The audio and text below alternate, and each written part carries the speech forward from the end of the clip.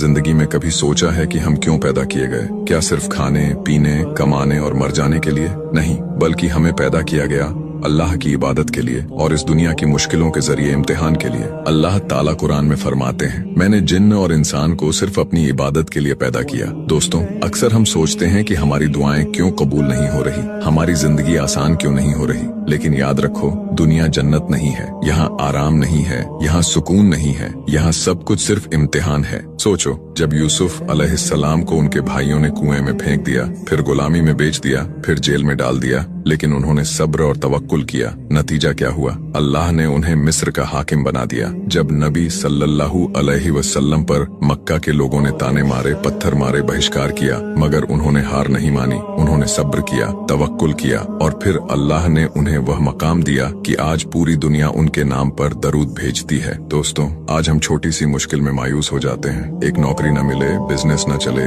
रिश्ता टूट जाए, सेहत खराब हो जाए, तो हम सोचते हैं कि अब सब खत्म। लेकिन याद रखो, सब कुछ खत्म नहीं हुआ होता, बल्कि अल्लाह तुम्हारे लिए कुछ बेहतर लिख रहे होते हैं। कुरान में अल्लाह फरमाते हैं, असान तकरहू शयअन वहू खैरुल लकुम, यानी हो सकता है कि तुम्हें कोई चीज नापसंद हो, लेकिन उसमें तुम्हारे लिए भलाई हो। तो दोस्तों, जब हालात तुम्हारे खिलाफ हों, तो ये मत सोचना कि अल्लाह ने तुम्हें छोड़ दिया है, बल्कि समझो कि अल्लाह तुम्हें और मजबूत बना रहे हैं। एक बात याद रखो, मुसीबत इंसान को अल्लाह के करीब कर देती है। जब हम खुश होते हैं तो अक्सर गाफिल हो जाते हैं, लेकिन जब गम आता है तो सजदा लंबा हो जाता है, दुआ में आंसू बहते हैं, दिल टूटा हुआ अल्लाह से लिपट जाता है। और यकीन मानो, अल्लाह टूटे दिल की दुआ कभी ठुकराते नहीं। तो मायूस मत होना। अगर आज तुम्हारे पास दौलत नहीं है, शायद अल्लाह तुम्हें तकवा देना चाहते हैं। अगर आज तुम्हारे पास सेहत नहीं है, शायद अल्लाह तुम्हें सब्र का इनाम देना चाहते हैं। अगर आज लोग तुम्हारे खिलाफ हैं, शायद अल्लाह तुम्हें अपने करीब लाना चाहते हैं। याद रखो, ये दुनिया बस कुछ दिन की है। कब्र का सफर असली सफर है, और कब्र के बाद जो रोशनी मिलेगी वो इसी सब्र और तवक्कुल की वजह से मिलेगी। तो दोस्तों, जिंदगी के हर दर्द को अल्लाह के हवाले कर दो।